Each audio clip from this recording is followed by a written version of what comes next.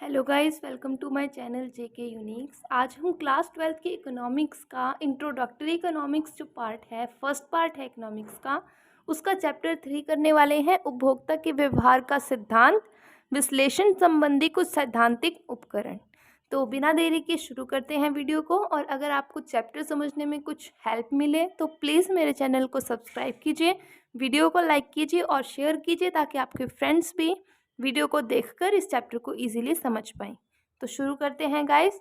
First point है उपभोक्ता के व्यवहार संबंधी धारणा। उपभोक्ता एक ऐसा इंसान है, उपभोक्ता हम इंसान ही होते हैं जो बाज़ार से चीज़ें खरीदते हैं और हम एक्सपेक्ट करते हैं कि हमारे पास जितना धन है उसके अंदर हमें जो हमारे लिए उपयोगी वस्तु है वो मिल जाए। तो इसके बुक के अकॉर्डिंग देखिए डेफिनेशन, उपभोक्ता व्यवहार से अभिप्राय उस विधि से है जिसके द्वारा उपभोक्ता ये चुनाव करते हैं कि वे अपनी आय को किस प्रकार खर्च करें। अगर उपभोक्ता के पास लिमिटेड आय है, वो ज़्यादा अमीर नहीं है, तो वो अपनी उस आवश्यकता को संतुष्ट करने की कोशिश करेगा जिसकी उसे सबसे अधिक आवश्यकता है। वो उस प्रोडक्ट को खरीदेगा जो ज़्यादा उपयोगी है और उसकी अधिकतम आवश्यकता को संतुष्ट कर सकता है।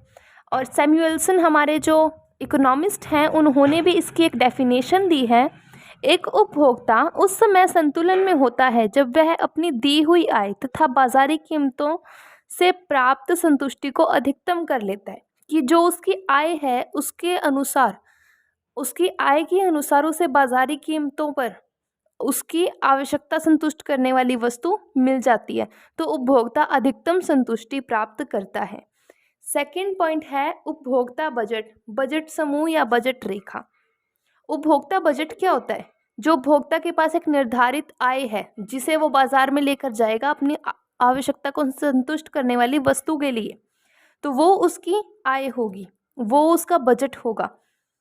बजट समूह उपभोक्ता के बजट सेट सभी संयोगों का संग्रह है जिसे उपभोक्ता विद्यमान बाजार कीमतों पर अपनी आय से खरीद सकता है। बजट समूह वो सभी चीज़ें हैं, उस बजट समूह में वो सभी चीज़ें आएंगी जो उपभोक्ता अपनी लिमिटेड आय जो है उसके पास उससे किसी वस्तु को खरीद पाएगा, उसे बजट समूह कहेंगे। बजट रेखा, बजट रेखा वो लाइन होती है जिसके अंदर हम डायग्रामिक जो प्रेजेंटेशन करते हैं किसी चीज़ की, तो जो हमारी लाइन बनकर आती है उसे हम बजट रेखा कहते हैं। आपको मैं डायग्राम के अंदर भी बजट रेखा दिखाऊंगी। इससे पहले हम इसके जो पॉइंट्स लिख रखे हैं, एक्सप्लेनेशन लिखी है, उसको देख लेते हैं। यह वह रेखा है जो वस्तु एक तथा वस्तु दो के उन सभी संभव संयोगों को प्रकट करती है जो दिए हुए अपने बजट तथा वस्तु एक एवं वस्तु एक की दी हुई कीमतों पर उपभोक्ता खरीद सकता है। बजट रेखा के किसी भी बिंदु पर उपभोक्ता अपनी समस्त आय वस्तु एक या वस्तु दो पर या फिर वस्तु एक और दो दोनों पर खर्च करता है। अब इस रेखा से हमें ये पता चलेगा कि जब कोई उपभोक्ता कोई चीज़ खरीदता है तो क्या वो वस्तु एक को ही ज़्यादा महत्व दे रहा है या फिर वो वस्तु दो को ही महत्व दे रहा है, या फिर वो दोनों वस्तुओं को खरीदने के लिए अपनी आय का बंटवारा करके दोनों वस्तुओं को खरीद लेता है। तो ये देखिए, ये हमारी जो लाइन यहाँ से जा रही है ये हमारी बजट लाइन है, ठीक है। डायग्राम में presentation of consumption possibilities, budget line और प्राइस लाइन, इसे ही हम बजट लाइन कहते हैं और इसे ही हम बजट रेखा कहते हैं, वही है ये। अब इसके बाद प्राप्य और अप्राप्य संयोग का नेक्स्ट पॉइंट है प्राप्य और अप्राप्य संयोग। इनको हम संभाव्य और असंभाव्य संयोग भी कहते हैं।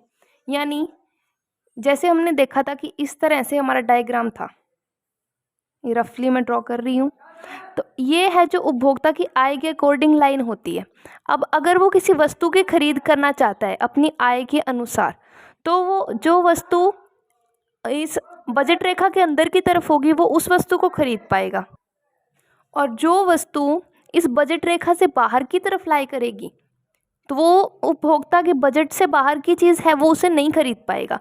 अभी बाहर की वस्तुएं कुछ इस तरह की होती हैं जैसे एसीज हो गए, महंगी महंगी लग्जरियस कार्स हो गई, तो वो एक जो आम व्यक्ति है वो नहीं खरीद सकता। या तो फिर वो वस्तु की कीमत इस बजट रेखा के ऊपर होनी चाहिए कि उसकी आय के अंदर वो वस्तु खरीदी जा सके, या फिर वो उसकी आय से कम कीमत की होनी चाहिए, तो उपभोक्ता खरीद पाएगा। यानी एक आय के अनुसार उपभोक्ता किसी वस्तु की खरीद कर सकता है। प्राप्य और अप्राप्य संयोग हम इन्हें कहते हैं। अप्राप्य संयोग यानी जो बहुत महंगी चीज़ें हैं जो उपभोक्ता आम उपभोक्ता नहीं खरीद पाता, और प्राप्य संयोग वो है जो उपभोक्ता खरीद सकता है, उसकी आय के अनुसार होते हैं। उपभोक्ता केवल उन संयोगों को खरीदने में सक्षम है जो या तो कीमत रेखा पर है अथवा उसके भीतर के क्षेत्र में है। इस क्षेत्र को संभाव्य क्षेत्र कहा जाता है। उपभोक्ता उन संयोगों को खरीदने की क्षमता नहीं रखता जो उसकी बजट रेखा की सीमा से बाहर है। इस क्षेत्र को असंभाव्य क्षेत्र कहते हैं। मैंने आपको डायग्राम की मदद से गाइस ये इजीली समझा दिया है। तो तटस्थता समूह, ये एक नया पॉइंट आया है, हम इसको भी देखते हैं। तटस्थता समूह को देखने के लिए इसको इंडिफरेंस कर्व कहते हैं। मैं इंडिफरेंस कर्व बोल देती हूँ, इजीली बोला जाता है। तो इसको समझने के लिए मैं बुक का यूज़ करती हूँ। आपको बुक से इजीली, इसमें डायग्राम भी है बुक में, तो बुक से आपको इस पॉइंट को समझाती हूँ। तो ये देखिए, ऐसी तालिका का रेखाचित्र प्रस्तुतिकरण जो दो वस्तुओं के उन संयोगों को दर्शाती है जिनसे मिलने वाली कुल तुष्टि उपभोक्ता के लिए समान रहती है, तटस्थता वक्र कहलाती है। ठीक है, अब इसके अंदर इसका एक एग्जाम्पल भी दे रखा है और एक डायग्राम भी दे रखा है। ये देखिए, आईसी एक तटस्थता वक्र है, इंडिफरेंस कर्व है ये। इस वक्र पर प्रत्येक बिंदु दो वस्तुओं के ऐसे संयोग प्रदान कर रहा है जिनसे उपभोक्ता को संतुष्टि का समान स्तर प्राप्त होता है। अतएव बिंदु ए पर उपभोक्ता की संतुष्टि का स्तर वही है। ए पर संतुष्टि का स्तर देखिए, बिंदु बी, सी या डी पर भी है। तो ये उपभोक्ता के विभिन्न संतुष्टि के स्तर को दिखा रहा है इंडिफरेंस कर्व। देखिए, ऑरेंज और एप्पल, तो ये एप्पल ऑरेंज के 10 पे पहुंच रहा है, जब एप्पल 2 पे है तो ये 6 और 8 के बीच यानी 7 पर है।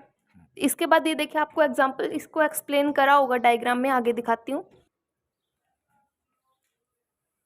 आईसी वक्र का प्रत्येक बिंदु सेबों तथा संतरों के समान संयोगों को प्रकट करता है।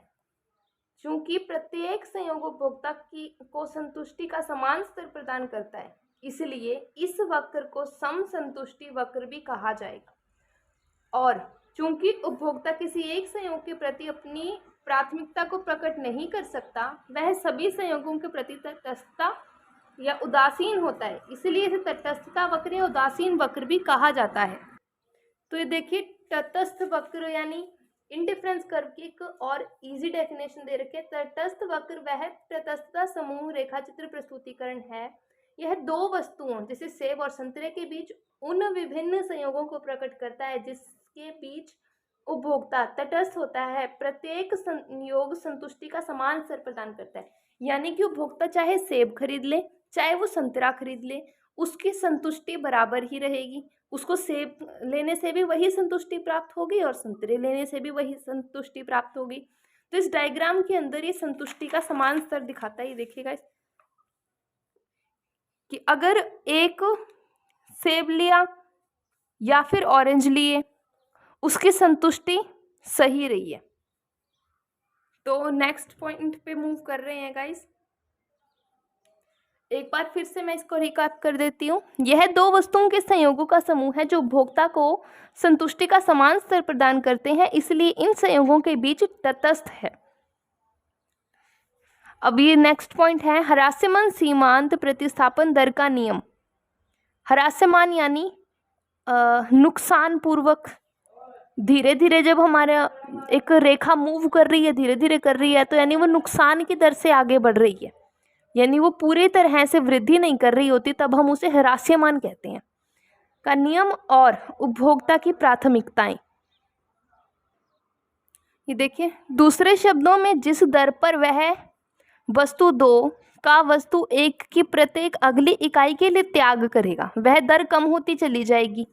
उपभोक्ता की यह प्रवृत्ति नियमानुसार चलती है, इसलिए उपभोक्ता की इस प्रवृत्ति को ह्रास्यमान सीमांत प्रतिस्थापन दर का नियम कहते हैं। कि जब वस्तु 1 जब उपभोक्ता खरीदेगा तो वो वस्तु 2 का त्याग करेगा, इस तरह से वो त्यागी गई वस्तुएं कम होती चली जाएंगी, और ये चीज़ एक नियमानुसार चलती है। और इसी नियम अनुसार प्रवृत्ति को ह्रास्यमान सीमांत प्रतिस्थापन दर का नियम कहा जाता है। नेक्स्ट पॉइंट है तटस्थता वक्र। इसके बारे में मैं आपको अभी पूरा समझा चुकी हूँ, तो ये देखिए आप इसका स्क्रीनशॉट भी ले सकते हैं अगर आप इसके नोट्स बना रहे हैं। और अगर मैंने नोट्स में कहीं कहीं मिस्टेक भी कर रखी है तो उसको इग्नोर करना, क्योंकि ये मैंने नोट्स खुद ही बनाए हैं और जल्दी जल्दी में नोट्स में मिस्टेक हो जाती है। नेक्स्ट पेज पर मूव कर रही हूँ। ये देखिए इंडिफरेंस कर्व का डायग्राम बना रखा है और अब इसकी एक बार मुख्य विशेषताएं देख लेते हैं। तटस्थता वक्र ऋणात्मक ढाल वाली होती है, यानी ये नीचे की तरफ मूव करती है यानी ऋणात्मक होती है, अथवा उनका ढलान नीचे की ओर होता है, वही बात आ गई। तटस्थता वक्र कभी भी एक दूसरे को नहीं छूती और न ही काटती हैं। जो रेखाएं हैं वो एक दूसरे को कभी भी नहीं छूती हैं। एक बार दोबारा से देखते हैं गाइस, इंडिफरेंस कर्व की मुख्य विशेषताएं। यह वक्र ऋणात्मक ढलान वाली होती है अथवा उनका ढलान नीचे की ओर होता है, नेगेटिव वे में नीचे की तरफ जाती है। तटस्थता वक्र कभी भी एक दूसरे को नहीं छूती और न ही काटती हैं। जो ये रेखाएं हैं एक दूसरे को कभी भी टच नहीं करती और एक दूसरे को कभी भी क्रॉस नहीं करती, काटती भी नहीं है। ऊंची तटस्थता वक्र संतुष्टि के ऊंचे स्तर को दर्शाती है। अब जैसे मान लीजिए नीचे की तरफ है, अभी जो ये एक्स एक्सिस को इसको छूने वाली है तो यानी ये अभी थोड़ा नुकसान दिखा रही है, जबकि जो ये IC3 है इंडिफरेंस कर्व 3 है ये संतुष्टि के ऊंचे स्तर को दिखा रही है। यह न तो एक्स एक्सिस को और न ही वाई एक्सिस को छूती है। Thank you guys for watching. मिलते हैं नेक्स्ट वीडियो में। इस वीडियो के साथ हमारा 3rd चैप्टर भी कंप्लीट हो गया है।